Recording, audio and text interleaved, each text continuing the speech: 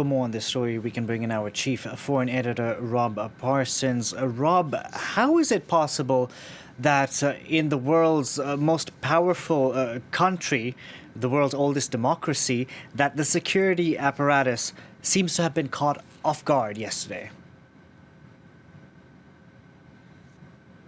I think it's a very good question, Delano. There is no simple answer to that.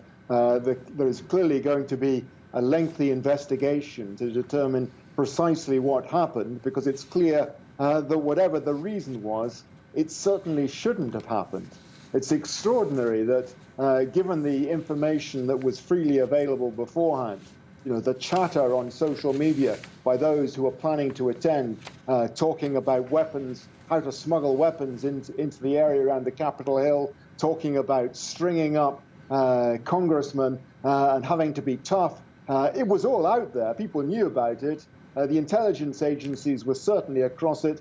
There were members of Congress who were perfectly aware of what was out there, and yet nothing was really done. The police presence was very thin on the ground. When the attack on the Capitol began, it looked like a thin black line and was pretty quickly breached. And if you compare that with, for instance, the demonstrations last June, the Black Lives Matter demonstrations in Washington, when the city was crawling with police and National Guardsmen, many of them wearing body armor, armed to the teeth. It's just light years away. And one has to ask, why the difference? Then such huge presence, and now virtually nothing. And the response was so slow in getting going. It was at least an hour, if not more, before the reinforcements started arriving. And remember Donald Trump's remark last year after the demonstrations and occasional riots, saying that where the looting starts, the shooting starts. Nothing like that was happening on the Capitol yesterday. The looters were getting into Nancy Pelosi's office and making off with what they wanted, and nobody was stopping them. Even the police were on the ground. They must have felt they were unable to at that stage. But clearly there are a lot of questions that are going to have to be answered, and I imagine the heads are going to roll.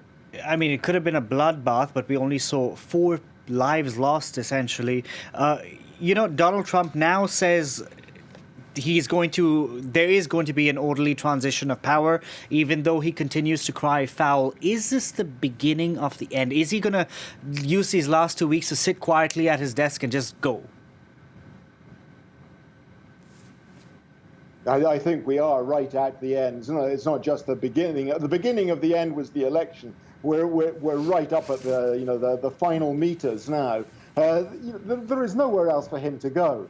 Rebellion, I suppose. But after what we saw yesterday, that option's out as well. He really is completely out of options, and is beginning, I suspect, to panic as well. He realizes now what it is that he's unleashed, and he realizes that people are turning against him, that the Republican Party is turning against him. Mitch McConnell, who's been so loyal all through, turning against him. Mike Pence, loyal to the last, who he stabbed in the back himself, also questioning now the direction in which Trump is leading the country. Many in the Republican Party saying they lost the 2 Senate seats in Georgia because of Donald Trump. This is a complete switch in the way the Republican Party is starting to look at his record. And he knows, that he will no longer have the power of the presidency behind him. People will be looking at him very closely. There will be many people bringing charges, perhaps, against him. There may even be an impeachment attempt before he is out of power. There is talk of invoking the 25th Amendment. That would be so humiliating for Donald Trump at the end of 4 years of his presidency. It's usually invoked, if at all, for physical disability of some kind.